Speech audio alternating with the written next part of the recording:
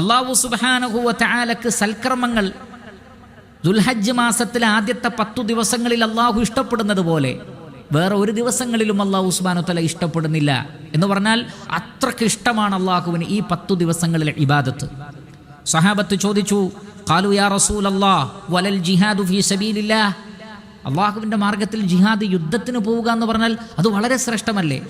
അതിനേക്കാൾ ശ്രേഷ്ഠതയുണ്ടോ?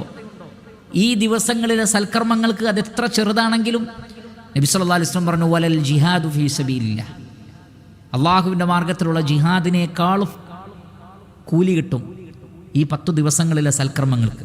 ഇല്ലാ റജുലുൻ, എന്നാൽ ഒരാളൊഴികെ, ഖറജ ബിനഫ്സിഹി വമാലിഹി ഫലം യർജി മിൻ ദാലിക ബിശൈ, തൻ്റെ സ്വത്തുകൊണ്ടും ശരീരം കൊണ്ടും യുദ്ധക്കളത്തിലേക്ക് പോയി പിന്നെ തിരിച്ചു വരാത്ത അഥവാ ഷഹീദായ ഒരാൾക്ക് കൂടുതൽ ശ്രേഷ്ഠതയുണ്ട്. അപ്പോൾ അവിടെ റസൂലുള്ളാഹി സ്വല്ലല്ലാഹു അലൈഹി വസല്ലം ഇതിലൊരു എക്സെപ്ഷൻ